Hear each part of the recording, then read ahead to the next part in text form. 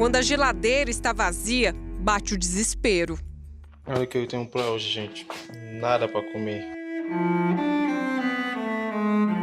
Como é que eu vou alimentar meus filhos se eu não tenho emprego, não tenho renda?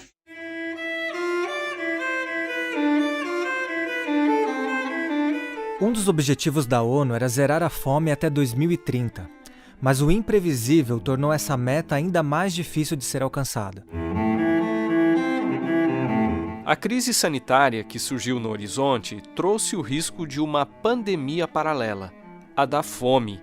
E a própria Organização das Nações Unidas acredita que essa pode ser a pior crise humanitária enfrentada pelo mundo nas últimas décadas. O alerta é de David Beasley, responsável pelo Programa de Alimentação da ONU. Em entrevista ao jornal britânico The Guardian, ele diz que há pouco tempo disponível para uma ação das lideranças mundiais e evitar uma pandemia de fome de proporções bíblicas. Um ano depois desse prognóstico, a curva da fome parece só aumentar, especialmente em países como o Brasil, que sofrem ainda mais com a crise global. Com a impossibilidade de trabalho para boa parte da população, o Brasil é um dos países que mais sofrem com o aumento da pobreza extrema. Essa situação tem desafiado os governos e a sociedade na busca por soluções de curto e longo prazos. Algo que não é nada simples, se considerarmos que, embora o problema tenha se agravado devido ao contexto atual, as causas são estruturais. Razão pela qual autoridades no assunto sugerem que a fome deve ser encarada como um desafio permanente. Por isso, no episódio de hoje, nós vamos procurar mostrar como os especialistas enxergam esse cenário, bem como suas causas, e que caminhos eles apontam para o combate à miséria no Brasil. Eu sou o Márcio Tonetti e estou junto com o Wendel Lima para apresentar o podcast da Revista Adventista.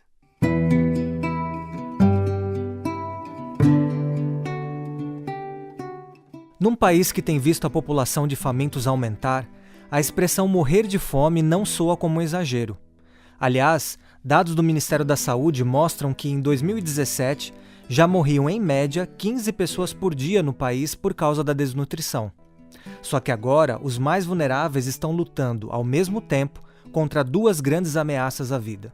Tá complicada essa pandemia aí, viu? Veio para matar todo mundo de fome. Fora os danos que ela faz na saúde, ainda vai matar de fome. A condição de milhares de famílias que estão com a geladeira vazia tem inclusive alimentado protestos pelo país. Os moradores de Paraisópolis, na zona sul de São Paulo, fazem um protesto com panelas vazias nesse momento. É um momento que a gente vive de um esgarçamento social e também de um grande abismo onde milhões de brasileiros se perdem por não ter o que comer. E não ter o que comer significa panela vazia, e panela vazia mata. A declaração que acabamos de ouvir nessa entrevista dada à Globo News é do Edu Lira, fundador e diretor da ONG Gerando Falcões, uma entidade que atende mais de 200 favelas no Brasil. Confirmando esse cenário de esgarçamento social, os levantamentos mais recentes mostram que no período de outubro a dezembro de 2020, o número de brasileiros passando fome chegou a quase 20 milhões. Com essa situação agora, é visível que nós vamos retornar ao mapa da fome.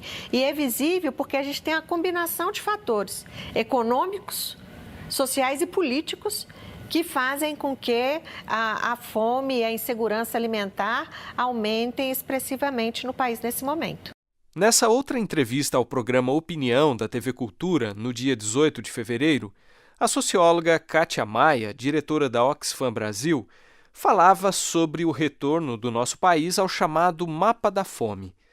Vamos entender um pouco melhor essa dimensão geopolítica do problema.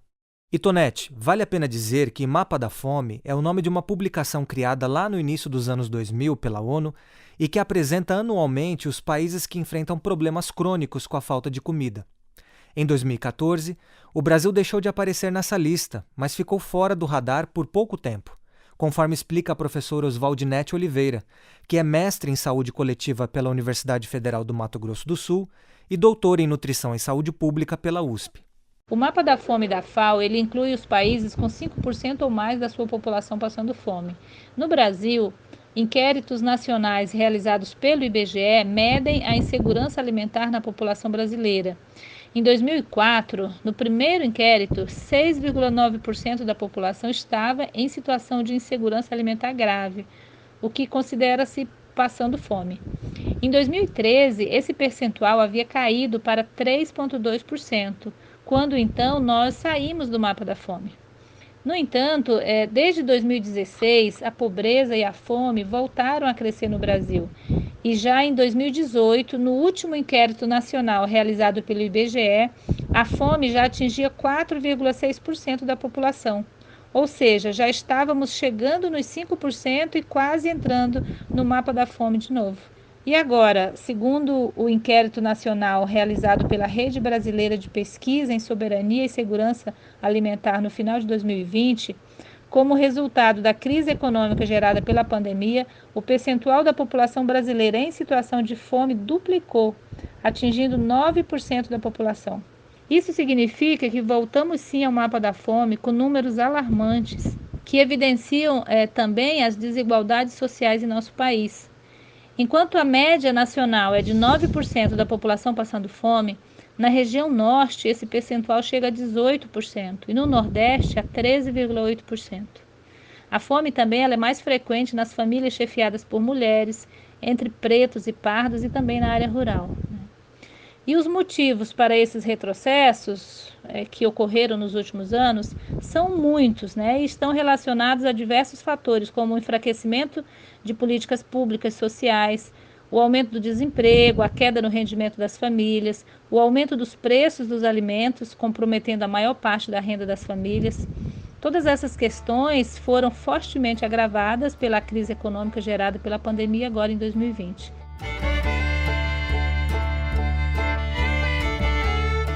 Só para contextualizar, Wendel, a doutora Oswaldinete nasceu no Maranhão, estado que, segundo o IBGE, lidera o ranking de brasileiros vivendo em extrema pobreza. Mas há quase 30 anos ela vive no Mato Grosso do Sul, que é considerado o quinto maior produtor agrícola do país. Lá ela chegou a atuar inclusive como presidente do Conselho Estadual de Segurança Alimentar.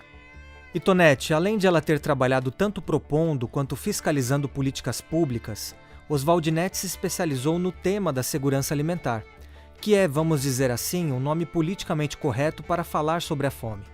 Mas esse conceito merece uma breve explicação, que será dada pela própria nutricionista adventista com quem nós já conversamos. A insegurança alimentar é uma escala classificada em leve, moderada e grave. Na insegurança alimentar leve, as pessoas elas têm medo de passar fome. Ou seja, elas não têm certeza se terão alimento até o final do mês, se terão recursos para aquisição dos alimentos até o final do mês. E isso pode afetar a saúde mental, provocando estresse, ansiedade, diminuindo a qualidade de vida das pessoas. Na insegurança alimentar moderada, as pessoas não têm acesso a uma alimentação de boa qualidade em quantidades suficientes. Então, por exemplo, as pessoas não comem frutas, verduras e legumes de forma regular, permanente, porque o dinheiro só dá para o básico, ou seja, só dá para comprar o arroz e o feijão. Isso pode caracterizar o que nós chamamos de fome oculta, que embora as pessoas tenham calorias suficientes, elas ingiram as calorias suficientes, elas podem ter a saúde comprometida pela alimentação deficiente em vitaminas, minerais e fibras, pelo baixo consumo de frutas, verduras e legumes. Na insegurança alimentar grave, as pessoas elas já não têm alimentos em quantidades suficientes, ou seja, elas já não conseguem comprar nem o arroz e o feijão para matar a fome. Não conseguem ter acesso nem aos alimentos mais básicos. Então, nesse caso, as pessoas elas podem ter o comprometimento da saúde física, mental e emocional. Elas terão redução da produtividade laboral, da intelectualidade e da dignidade humana, A fome, por exemplo, nas crianças, ela acarreta o comprometimento do crescimento e do desenvolvimento saudável, compromete a saúde física, reduz a sua capacidade intelectual, de aprendizagem, diminui o rendimento na escola, Tudo isso eleva as chances de que essa situação de pobreza se perpetue nas próximas gerações dessas famílias. Então, a miséria, a fome, elas fazem com que toda a sociedade saia perdendo, porque o resultado disso é uma sociedade mais pobre em capital humano e menos desenvolvida. De acordo com dados da Oxfam, que é uma organização internacional que atua desde 2014 em nosso país, atualmente cerca de 116 milhões de brasileiros experimentam algum nível de insegurança alimentar. Isso corresponde, Wendel, a mais de 2 vezes a população da Argentina.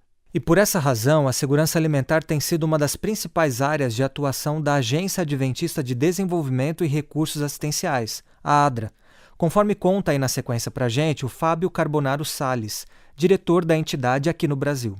Nos projetos que nós desenvolvemos, o nosso principal objetivo não é apenas oferecer alimento às pessoas. O que nós buscamos é melhorar a qualidade de vida dessas pessoas através da alimentação correta e saudável. Utilizamos para isso, então, uma tabela internacional de valores nutricionais. Os nossos funcionários e voluntários que trabalham com segurança alimentar constroem cardápios que atendam às necessidades dos moradores nas regiões que nós estamos assistindo. Trabalhamos também com nutricionistas, enfermeiros e profissionais na área social para que eles possam acompanhar a evolução dos nossos beneficiários.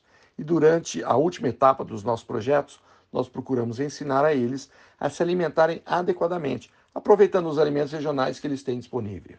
Toda essa explicação se faz necessária porque, perante o cenário atual de fome e extrema pobreza, nossas ações de levar alimento às famílias necessitadas se encaixam de uma outra maneira, a de ajuda emergencial.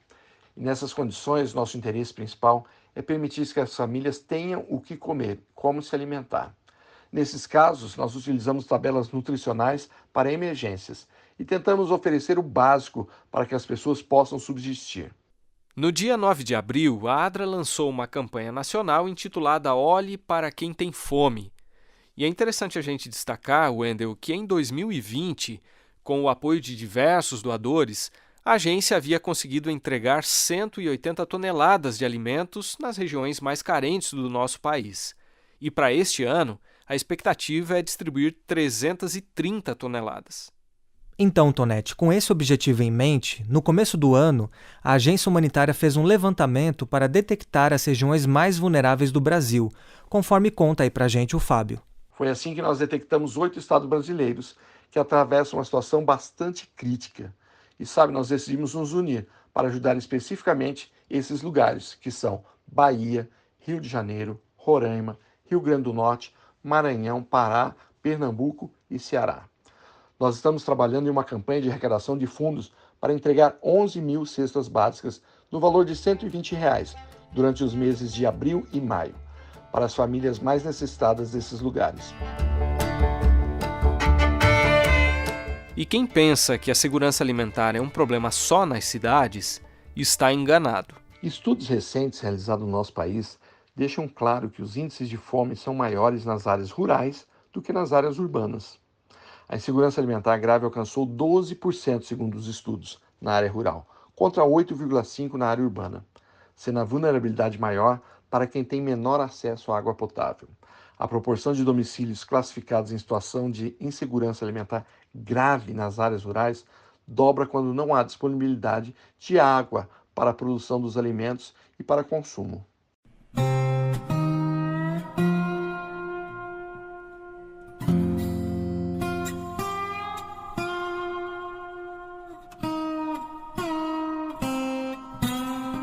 Seja no contexto rural ou urbano, um dos fatores que agravaram o problema da fome no contexto da pandemia é algo que nem todo mundo sabe da importância que tem. Estamos falando da merenda escolar. Pois é, Wendel, o fato de ela não estar chegando no prato de milhares de crianças nesse período de ensino à distância tem sido visto com preocupação pelos analistas. Em uma entrevista à revista Veja São Paulo, publicada em abril do ano passado, o Edu Lira, aquele jovem citado há pouco, que cresceu na periferia de Guarulhos, mas conseguiu superar as barreiras sociais, disse o seguinte, abre aspas aqui para o Edu, o pobre manda filho para a escola, também para comer, fecha aspas. Os especialistas concordam que a merenda escolar tem, de fato, um peso muito importante no combate à desnutrição. E isso também ficou claro, Wendel, na pesquisa de mestrado que foi realizada pela professora Oswaldinetti, que avaliou o impacto da merenda escolar no estado nutricional das crianças. A alimentação escolar é a política pública social mais antiga e de maior sucesso no Brasil e é hoje um direito do estudante. Ela é fundamental para as famílias de baixa renda porque tem o papel de suplementar a alimentação da criança, tendo um importante impacto nutricional no estudante. A minha pesquisa de mestrado demonstrou que pré-escolares de baixa renda, ao entrarem na escola e receberem essa suplementação alimentar por 9 meses, tiveram um ganho de 6 centímetros a mais na altura quando comparadas a crianças na mesma idade e nas mesmas condições socioeconômicas, mas que não estavam na escola. Além dos benefícios nutricionais, a alimentação escolar também contribui para melhorar a frequência à escola, para aumentar a aprendizagem e o rendimento escolar. Sabe-se que a alimentação escolar é a principal refeição do dia para muitas crianças. Para outras crianças, às vezes é a única refeição do dia.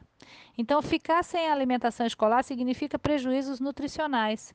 E é por isso que os gestores municipais da educação elaboraram protocolos para entregar kits de alimentos ou os recursos financeiros para que as famílias não ficassem desassistidas nesse momento de pandemia. Obviamente que esses alimentos ou os recursos recebidos pelas famílias sofrem uma diluição intrafamiliar, não tendo o mesmo impacto nutricional para a criança do que se ela recebesse alimentação diretamente na escola. Mas ainda é a melhor alternativa para esse momento de pandemia em que estamos vivendo. Falando ainda de políticas públicas, pesquisadores consideram que o retorno do auxílio emergencial, embora com um valor bem menor e insuficiente, é também algo importante para minimizar a situação de vulnerabilidade de milhares de famílias. Para se ter uma ideia, segundo o levantamento do Datafolha, em 2020, o auxílio emergencial foi a única fonte de renda de 1 em cada 3 brasileiros que receberam ao menos uma parcela do benefício este ano. Mas afinal, qual seria o custo para o Brasil acabar com a extrema pobreza? Nos cálculos da Organização para a Cooperação e Desenvolvimento Econômico, a OCDE, seria algo menor do que muitos imaginam e possível em curto prazo. Citando o relatório apresentado em meados de dezembro pela OCDE, o economista Daniel Balaban, diretor do Centro de Excelência contra a Fome e representante do Programa Mundial de Alimentos da ONU no Brasil, disse o seguinte: o Brasil, para acabar com a extrema miséria, precisa de um investimento de 0,13% do seu PIB. Vocês acham que é muito dinheiro? É uma pergunta para os ouvintes, 0,13%. Você acaba com a miséria, você acaba com as pessoas passando fome no país. Então, é algo que é uma escolha, né? Se a gente escolhe outras coisas, nós vamos escolher outras coisas. Se a gente escolhe acabar e não admitir pessoas passando fome no país, nós entramos como um país sério. Porque nenhum país do mundo é considerado sério tendo gente morrendo de fome.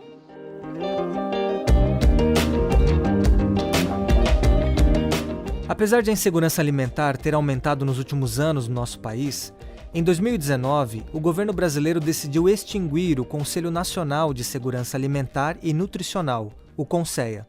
De acordo com os estudiosos, esse órgão teve papel essencial nas políticas de combate à fome promovidas pelo Brasil nos últimos 15 anos. Outro ponto para se pensar, Wendel, é o fato de haver gente sem ter o que comer num país que é considerado um dos maiores produtores e exportadores de alimentos no mundo. Pois é, Tonete, mas também é preciso levar em conta que, ao mesmo tempo, o Brasil é uma nação que desperdiça cerca de 30% de todo o alimento que produz. Segundo o Programa Mundial de Alimentos, aproximadamente 41 mil toneladas de comida são jogadas fora diariamente. Por isso, foi estabelecido o Dia Nacional de Conscientização pelo Não Desperdício de Alimentos, comemorado em 3 de novembro. É verdade, Wendel, mas além de melhorar nesse quesito, o que será que falta no Brasil em termos de políticas públicas voltadas para o combate à pobreza e à fome? E qual é o papel da sociedade nessa luta? A gente traz novamente aqui a opinião da doutora Oswaldinetti Oliveira, que é professora de nutrição na Universidade Federal de Mato Grosso do Sul. Embora o Brasil produza alimentos suficientes para alimentar toda a sua população, a desigualdade de renda dificulta o acesso dos mais pobres a esses alimentos. Nós não temos um problema de produção de alimentos, mas sim de acesso físico e financeiro aos alimentos. É importante ressaltar que existem ainda outras faces da insegurança alimentar e nutricional que também precisam ser enfrentados, como o excesso de peso, o sobrepeso e a obesidade, que atingem praticamente a metade da população adulta. O uso abusivo de agrotóxicos, a insegurança hídrica, porque muitos brasileiros não têm acesso à água potável, entre outros problemas. A alimentação, ela é um direito garantido no artigo 6º da Constituição Federal Brasileira e em outras normativas legais, nacionais e internacionais também. Sendo assim, o Estado, ele tem o dever de promover, proteger, respeitar e prover o que nós chamamos de direito humano à alimentação adequada aos seus cidadãos. O enfrentamento da insegurança alimentar, nós sabemos que só será possível com a redução da pobreza e das desigualdades sociais no país. E para isso, são necessárias a ampliação de 3 tipos de políticas públicas. O primeiro grupo são as políticas estruturantes, que gerem crescimento econômico, mas um crescimento econômico com uma melhor distribuição de renda, uma distribuição da riqueza para todos, reduzindo as desigualdades sociais. O segundo grupo são políticas regulatórias, que promovam um sistema alimentar mais justo, mais saudável e sustentável, com medidas para regular a disponibilidade interna e o preço dos alimentos, garantindo soberania e segurança alimentar à população. E o terceiro grupo de políticas são as políticas de proteção social, que precisam ser ampliadas para atender as famílias em situação de vulnerabilidade, mas aliados a medidas de superação da pobreza, ampliando o acesso à educação, à capacitação profissional, a emprego e renda. E como a sociedade pode colaborar? A sociedade tem um papel fundamental. Além das ações de solidariedade, ela pode pressionar os gestores públicos para que eles cumpram o seu papel, implementando realmente as políticas públicas efetivas para o combate da pobreza e da fome. Como fazer isso? Como fazer isso? A forma mais efetiva que a sociedade civil pode participar, pode contribuir, é participando nas instâncias de controle social, como, por exemplo, o Conselho Municipal de Saúde, Conselho Estadual de Saúde, Conselho Municipal de Segurança Alimentar e Nutricional. Nesses espaços, a sociedade civil organizada, ela tem voz e voto para propor, monitorar e fiscalizar as políticas e a ação do poder público. O Fábio Salles, que é diretor da ADRA Brasil, acrescenta que, por ser um problema crônico e complexo, a fome deve ser combatida com um pacote de políticas públicas, que atuem em diferentes áreas, estimulando assim tanto o desenvolvimento econômico quanto o social. Para ele, o atendimento às necessidades urgentes exige uma resposta emergencial, mas esse é apenas um primeiro passo. Em relação a essa assistência imediata, Fábio ressalta que há muitas formas de ajudar, como ele mesmo vai exemplificar para a gente aí na sequência. Hoje mesmo eu fiquei sabendo de uma senhora de 76 anos, aposentada, que está isolada no seu apartamento na cidade de Vitória, no Espírito Santo. Ela decidiu ajudar as pessoas. E como que ela está fazendo isso? Através de uma corda. Ela desce alimentos da sua sacada até a rua para as pessoas que estão necessitando de ajuda. No longo prazo, eu acredito que a bola já está com as autoridades, através do auxílio emergencial, alimentação escolar, programas de apoio à aquisição de agricultura familiar, entre outros. Essas são as sugestões dos especialistas. Mas também tem uma grande responsabilidade por parte das agências humanitárias, pois são elas que lidam diretamente com as pessoas afetadas e conhecem em primeira mão as maiores necessidades. Nesse contexto, a ADRA já está planejando as próximas ações. Nós devemos acompanhar de perto as pessoas que estão sendo assistidas com as nossas cestas básicas para ajudar essas pessoas. Através dos projetos nossos de desenvolvimento e de capacitação, nós queremos, através de programas de geração de renda e emprego, ajudar essas pessoas. E, é claro, também trabalharemos na questão de segurança alimentar para garantir uma melhor qualidade de vida para essas pessoas.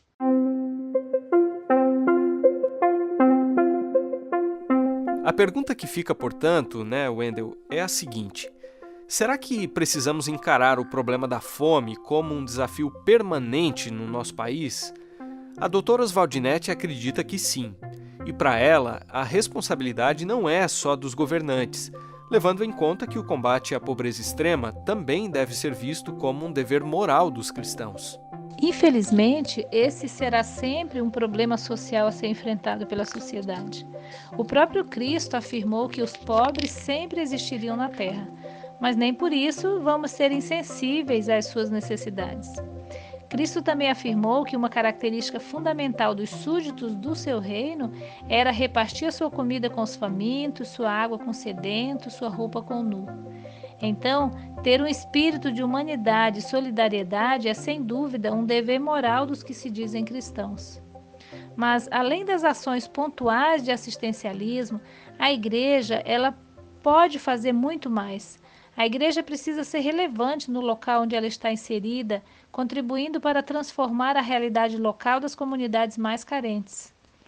Iniciativas estruturadas para promover o desenvolvimento social, como criar ou ampliar oportunidades de educação e emprego, ensinar a gestão resiliente da própria vida e da carreira profissional, oferecer capacitação profissional, oferecer educação financeira, são exemplos de ações efetivas que podem contribuir para ajudar as pessoas a superarem sua situação de pobreza, de fome. Panela vazia é fome, e a fome come, consome, some com a vida de qualquer lugar. Panela vazia mata, se a fome bate, maltrata. Quem passa fome passa a não sonhar.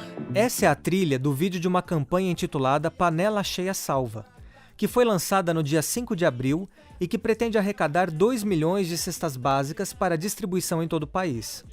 Aliás, o Fábio Salles, diretor da ADRA Brasil, conclui a participação dele aqui ressaltando o seguinte, que a união de esforços por parte da sociedade tem levado dignidade aos lugares em que a ausência de políticas públicas inviabiliza o acesso a direitos básicos, como o da própria alimentação. Nós precisamos nos unir para poder enfrentar essa batalha tão terrível que é a fome. E a gente não poderia concluir o episódio de hoje, né, Wendel, sem estender o convite a quem está nos ouvindo para se envolver em campanhas como essa que está sendo promovida pela Agência Humanitária Adventista. Além de doar um valor que será revertido em cestas básicas, as pessoas também podem divulgar a ação nas mídias sociais e convidar outros a se engajarem nessa causa. Ao compartilhar o link dessa campanha, é importante apenas que se use a hashtag Olhe para quem tem fome. Com produção e apresentação de Márcio Tonetti e Wendel Lima, roteiro e edição de áudio de Márcio Tonetti e direção de jornalismo de Marcos de Benedicto, o episódio de hoje fica por aqui. Inscreva-se em nossos canais para receber as notificações dos próximos episódios e aproveite também para conferir outros temas do seu interesse.